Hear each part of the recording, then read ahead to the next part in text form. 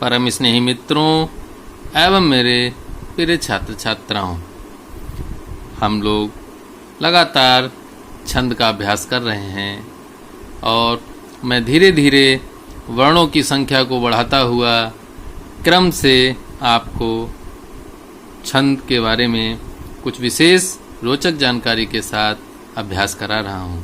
पिछले वीडियो में मैंने आपको शिखरणी छंद का अभ्यास कराया था, जिसमें 17 वर्ण थे और वह अत्यष्टि प्रकरण के अंतर्गत आता है। बंधुओं, आपको बता दूं, मंदाक्रांता छंद भी अत्यष्टि प्रकरण के अंतर्गत आता है, क्योंकि इसमें भी प्रत्येक चरण में 17 वर्ण होते हैं। तो अत्यष्टि प्रकरण के अंतर्गत शिखरणी छंद और मंदाक्रांता छंद आते हैं।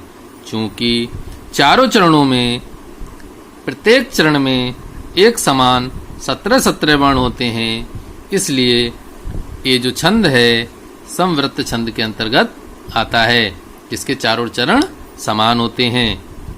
अत्यष्टि प्रकरण के अंतर्गत मंदाक्रांता छंद के विषय में आज हम लोग पढ़ेंगे। संक्षिप्त रूप से पहले समझ लीजिए, क्योंकि 17 वर्ण एक चरण में होंगे, अतः आप समझ गए होंगे कि इसमें यति तो अवश्य होगी। जिस प्रकार शिखरणी छंद में 6 और 11 वर्ण पर यति थी और 6 और 11 मिलाकर 17 वर्ण हुए थे, यहाँ भी 17 ही वर्ण हैं, लेकिन यति में परिवर्तन है। कैसे इस मंदाक्रांता छंद की योजना की है? चौथे वर्ण पर यति है, छठे वर्ण पर यति है, इसके बाद 7वें वर्ण पर यति है। तो चौथे वर्ण पर, छठे वर्ण पर और 7वें वर्ण पर यति है। तो आप इसको जोड़ेंगे, 4, 6, 10 और 7, 17। तो देखिए 17 वर्ण यहाँ पर होते हैं। अब मैं आपको बताता हूँ कि कौन कौन से गण मंदाक्रांता छंद में क्रम से रहेंगे। पहले आएगा मगण, फिर भगण, नगण, फिर तगण तगण, इसके बाद दो गुरु। तो बंधुओं, तगण और तगण 2 होंगे और अंत में गुरु भी। शुरुआत कैसे होगी? मगण भगण नगण, ऐसे याद करेंगे। मगण भगण नगण, तगण तगण और गुरु गुरु। जब हम मगण को मात्राओं में बदलेंगे तो आपको पता होगा, मगण अर्थात मातारा अर्थात तीनों गुरु रहेंगे। भगण अर्थात भानस पहला गुरु रहेगा। नगण अर्थात नसल तीनों लघु रहेंगे। तगण अर्थात ताराज अंत में लघु रहेगा। तगण अर्थात ताराज अंत में लघु रहेगा और गुरु गुरु। इस प्रकार मात्राओं की योजना है। अब आप इसका जो स्वरूप है उसको समझ सकते हैं। कैसे? देखिए, शुरू में 4 वर्ण गुरु हैं, शुरू में 4 वर्ण गुरु हैं और यहाँ पर देखिए 4 वर्ण पर यति है, अर्थात जो प्रथम यति है उसके प्रारंभ के चारों वर्ण गुरु रहेंगे। तो मैंने यहाँ पर एक अक्षर के आधार पर अभ्यास कराने के लिए जो यहाँ पर लिखा है, देखिए 1, 2, 3, 4 चारों गुरु करके यहाँ पर हमने लिखे हैं। इसके बाद इसी क्रम से मैंने एक वर्ण के आधार पर यहाँ पर लिख दिया है, जिससे कि मैं आपको पिछली बार की तरह अभ्यास करा सकूं। तो यहाँ पर मैंने एक चिन्ह भी लगा लिया है कि कहाँ कहाँ पर हमको रुकना है। 4 पर, इसके पश्चात 1, 2, 3, 4, 5, 6 पर, ठीक है, और अंत में 7 होंगे। तो 4, 6 और 7 पर यति होगा। मंदाक्रांता छंद के विषय में आपको संक्षिप्त जानकारी दी। अब आप इस शब्द के आधार पर भी छंद का स्वरूप समझ लीजिए। मंद आक्रांता अर्थात जो धीरे धीरे आक्रांत करे। इस शब्द का ही जो छंद का जो स्वरूप है, जो नाम है, वही हमको बता रहा है कि जो धीरे धीरे व्याप्त होता है। तो आप समझ सकते हैं कि इसकी जो शुरुआत है वह तीव्र गति से नहीं होगी, क्योंकि इसके प्रारंभ में कहीं पर भी देखिए लघु नहीं है।